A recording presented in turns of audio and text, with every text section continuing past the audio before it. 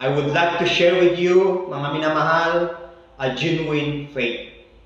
At mababasa po natin sa aklat ng James chapter 2, verse 14 to 20. Atin pong basahin ang nakasaad doon.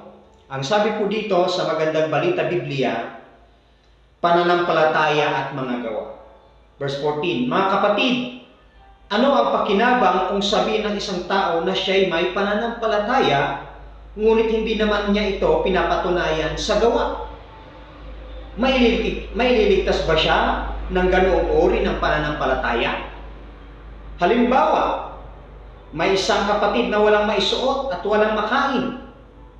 Verse 16, kung sasabihin ninyo sa kanya, patnubayan ka ng Diyos, magbihis ka at magpakabusog, ngunit hindi naman ninyo siya binibigyan ng kanyang kailangan, ano ang silbi niyo?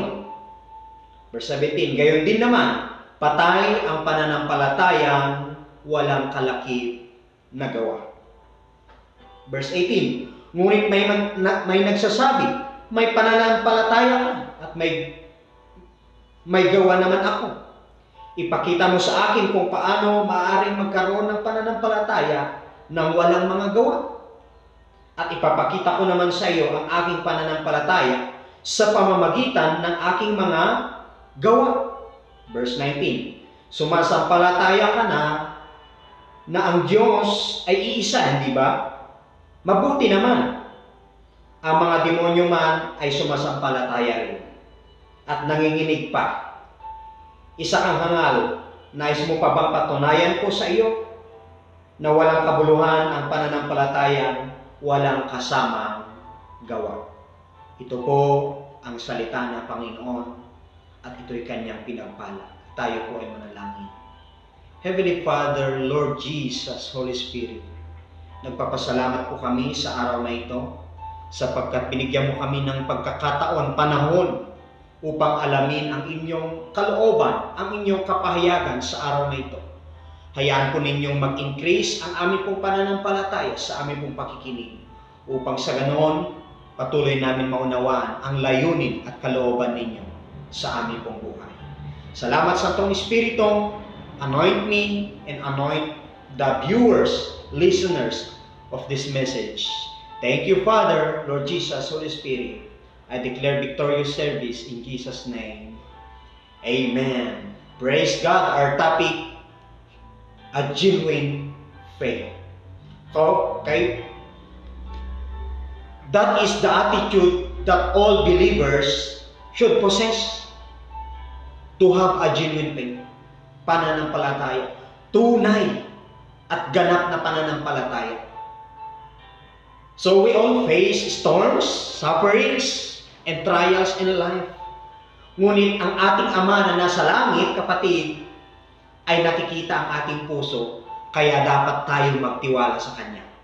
Amen po. Sa pamamagitan ng ating pagsampalataya sa Kanya. Genuine means, mga minamahal, is sincere and free of hypocrisy. To make it short, mga minamahal, ay pure trust. No doubts.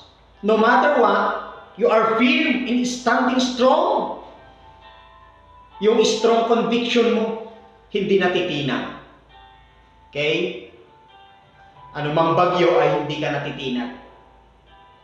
At hindi nag-wave yung pananampalataya mo. So faith is confidence in action, kapatid. Action is necessary for faith to be genuine.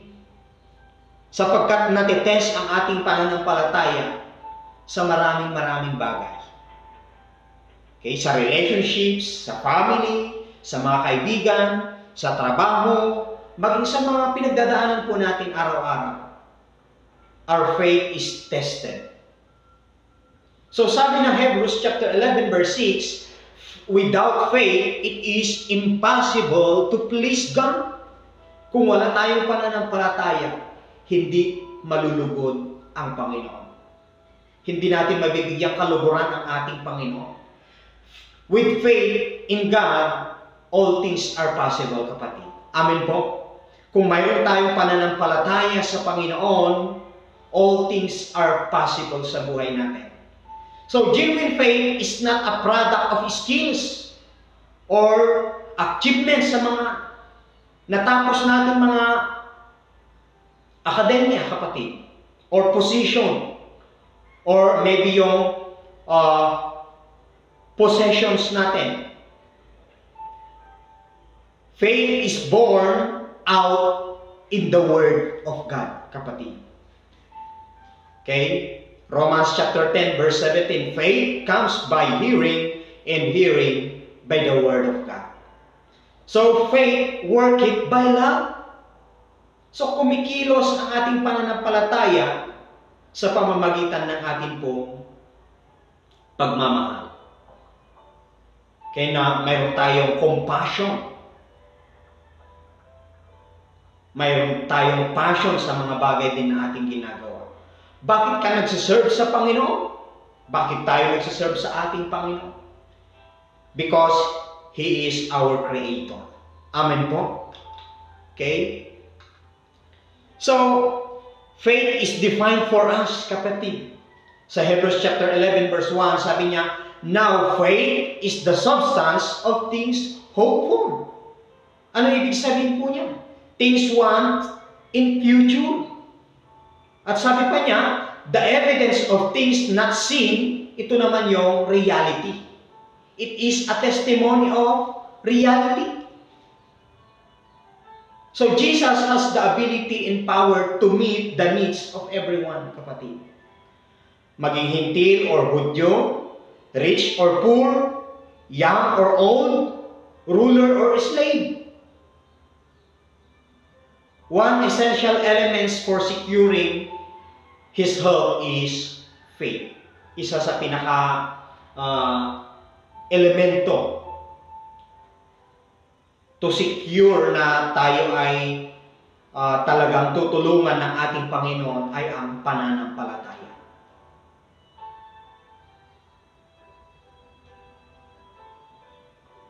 So, para maranasan natin ang kapangyarihan ng Panginoon, a person must have faith in Christ. Amen po? To experience the power of God, we must have faith in the Lord. Mga minamahal kapatid sa Panginoon. Sa Bible po, there is great faith. There is a little faith, lack of faith, full of faith, increasing faith. Mayroon din pong walang pananampalataya, no faith. Ngayon ang tanong, how about your faith, kapatid? How are you? Kung titignan po natin kapag nasa lugar ka na mataas, pag tumingin ka sa baba, nakakalula. Para kang hinahatak pababa. Because of gravity. Kapag tumingin ka naman sa taas, sa langit, parang malapit ka kay Lord. Hallelujah. Kaya nga mga minamahal, all created, they want to please God. Okay? Gusto natin i-place ang Panginoon, bigyang kaluguran ang ating Panginoon. But how?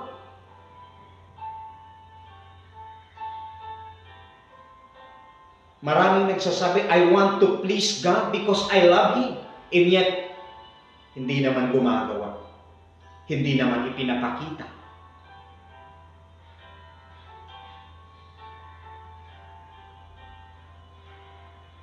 Therefore, we need to live by faith in order to please God, mga minamahal kapatid sa Panginoon.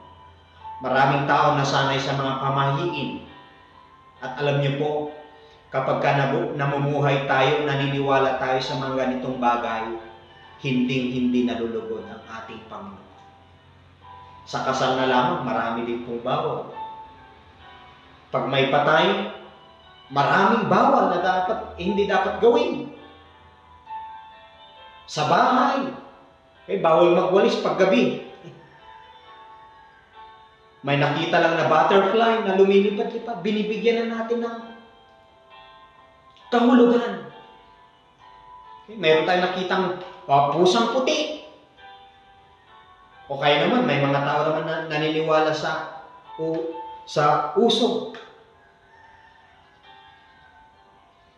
At marami pang iba na minsan ay pamayin na pinaniniwalaan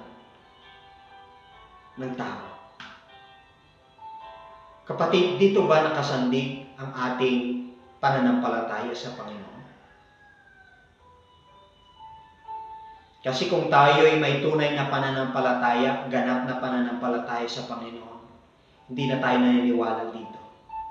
Kundi naniniwala na tayo kung ano ang sinabi ng Biblia, ang salita ng Panginoon. Ito'y ating pinaniniwalaan, ito'y aming pinagtitiwalaan, at ito'y ating pinapanampalatayanan. Yun po ang tunay na pananampalataya. Paano po pag kumonsulta ako ng mga magtatawas, mga albularyo, mas dalong galit po doon ang ating Panginoon. Kung may sakit ka, hindi ba kita kayang pagalingin kung sasabihin sa atin ng Panginoon? Hindi ba kita kayang pagalingin? Bakit ka pa lumalapit sa pareho mong tao? Kapwa mo. Sapagkat sinabi ng Panginoon, sumpain ang tao nagtitiwala sa kapwa niya, tao. Kung dito tayo naniniwala, kapatid, nasaan ang ating pananampalataya dito? Ano ba ang dapat nating paniwalaan? Ano ba ang dapat nating gawin? And I want to tell you, kapatid, right now, that you must know the truth, and the truth will set you free. Alamin natin ang katotohanan. At ang katotohanan ang siyang magpapalaya sa atin. Amen po? Live with Christ. Know your position in Christ. Know your identity in Christ. Know that you are partakers of God's kingdom. Okay? Ang pananampalataya o pananalig sa ating Panginoon ay dapat mayroong ginagawa. At ito'y ipinapakita. Sinasabi natin, Lord, mahal kita. Pero hindi natin pinapahalagan pag araw ng linggo ang ating Panginoon. Lord, may pananampalataya ako sa iyo. Pero alam niyo po, hindi lamang po basta pananampalataya. Kundi dapat mayroon din pong gawa. Faith without action is dead. Kapatid, what does genuine faith do? Yan po ang pinakatema natin ngayon. Unang puntos, genuine faith is not just something what you say. Ang tunay na pananampalataya ay hindi lamang isang bagay na sinasabi mo. Ang sabi ng James chapter 2 verse 14 na ating binasa, sabi sa NIV version, sabi niya, what good is it, my brothers and sisters, if someone claims to have faith but has no deeds? Can such faith save them? Di po ba? Kaya sinasabi sa Tagalog, sa verse 14, ang sabi niya dito, mga kapatid, ano ang pakinabang kung sabihin ng isang tao na siya ay may pananampalataya? Ngunit hindi naman niya ito pinapatunayan sa gawa. Sabi niya, may liligtas ba siya ng ganong uri ng pananampalataya? So, genuine faith is not just something what you say. Okay? So, pinatutunayan ng ating gawa ayon sa pananampalataya. Kung naniniwala tayo sa serkero na talagang professional siya at sinabi niya bago siya lumakad, okay, ay magbabakride ka sa kanya, kung ikaw ay may pananampalataya, sasakay ka. Tama po? Magtitiwala ka sa Diyos at magtitiwala ka dun sa serkero professional na ito dahil alam mo ay expert siya.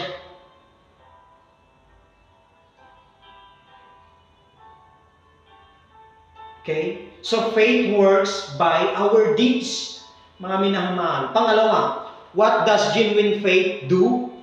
Genuine faith is not just something you feel. Ang tunay na pananampalataya ay hindi lamang isang bagay na nararamdaman mo, kapatid. Ang sabi doon sa verse 15 and 16, sabi niya, halimbawa, may isang kapatid na walang maisuot at walang makain.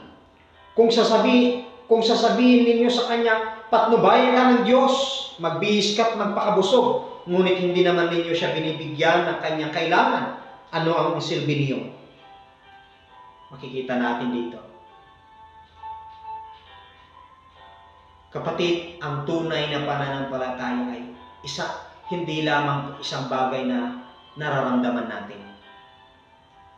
Kung ano ang kakulangan ng ating kapwa, tulungan natin. Tulungan mo. Ang faith ay tumutulong. Ang faith ay nag-i-encourage, hindi nananakot. Pero take note, mga minamalang kapatid sa Panginoon, ang pananampalataya ay hindi rin po nangungunsilbi. Baka naman po yung lagi mong tinutulungan ay nagsusugal yan. Okay? Binigyan din naman tayo ni Lord ng common sense, ng wisdom. Okay? Kaya nga, sabi nga ng salita ng Panginoon, okay, huwag din tayong pauto-uto, sapagkat sinabi ng Bible ay, be humble like a dove, and be wise like a serpent.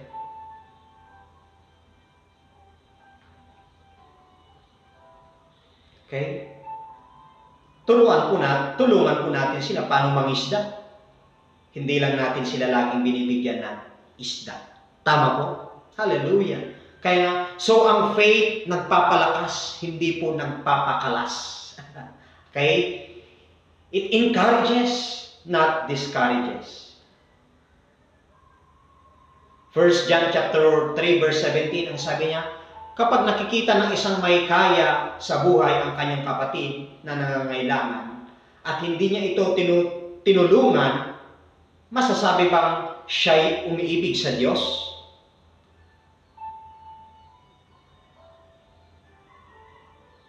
Alam niyo po, kapag tayo tumutulong sa mga nangangailangan na walang kakayahan upang ibalik, alam niyo po, para na rin po tayong nagpapautang sa ating Panginoon.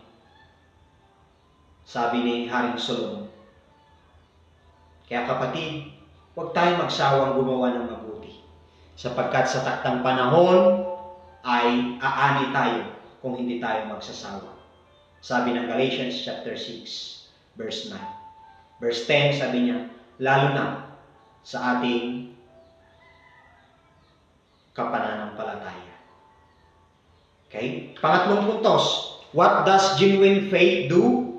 Genuine faith is not just something you think. Hindi lamang ito basta kahit ang tunay na pananampalataya ay hindi lamang isang bagay na iniisip natin or iniisip mo, kapatid.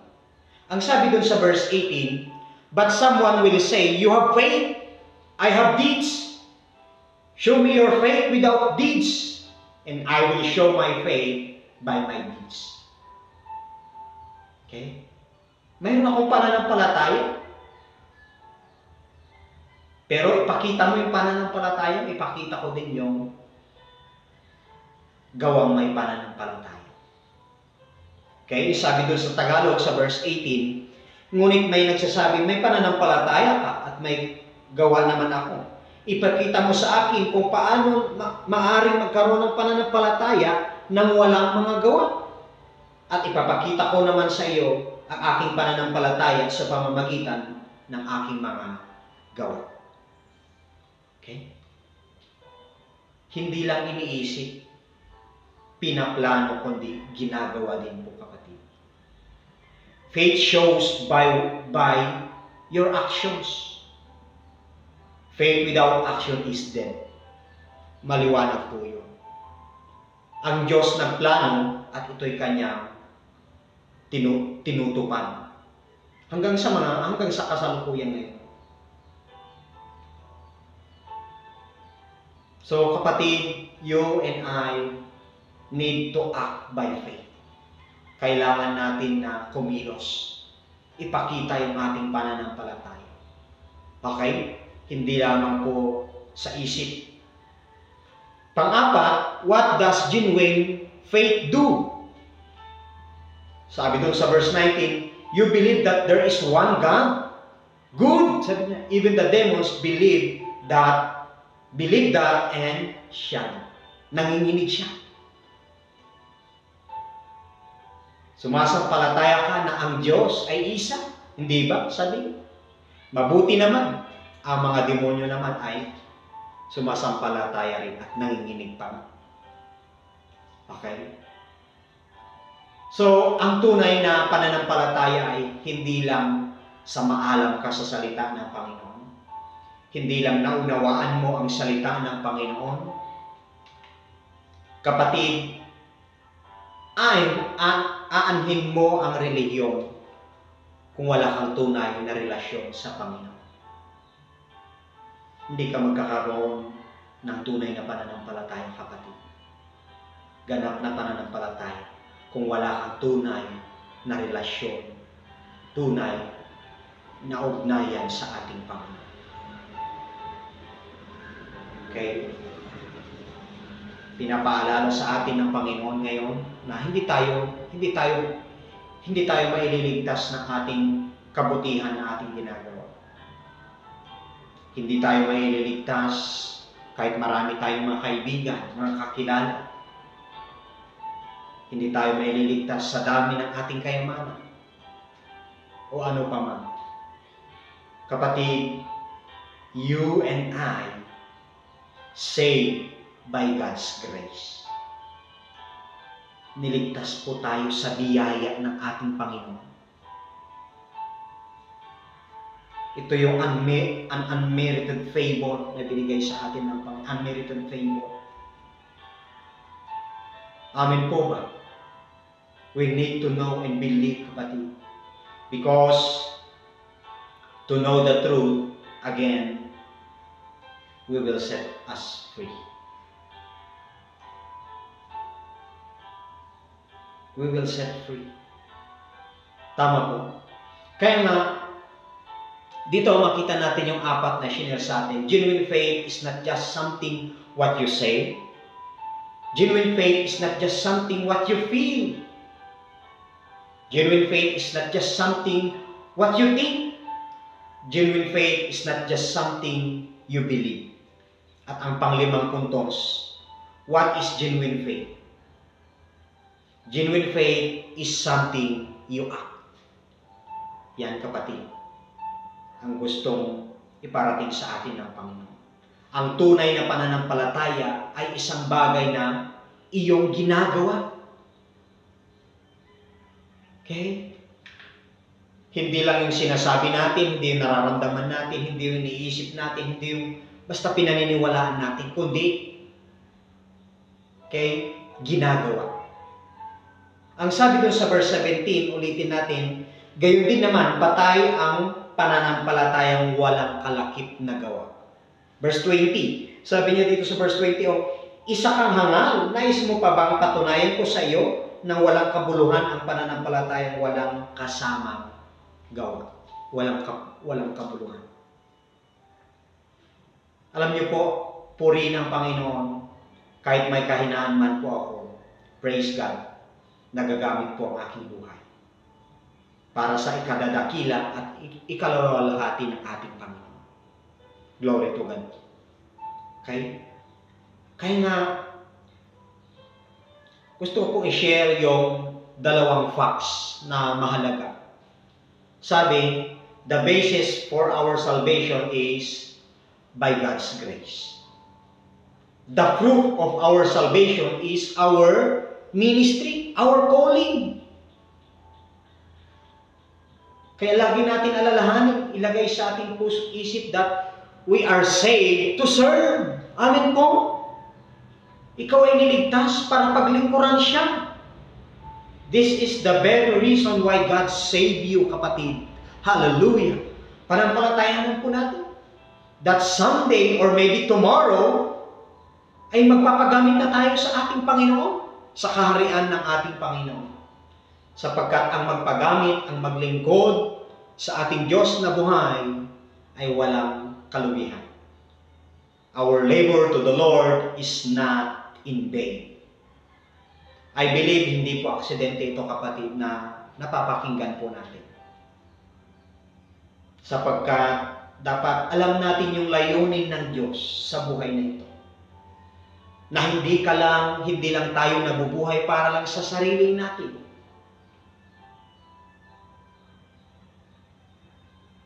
May rason kung bakit ang Panginoon binibigyan niya po tayo ng kalakasan, karunungan, kaalaman, at kakayahan.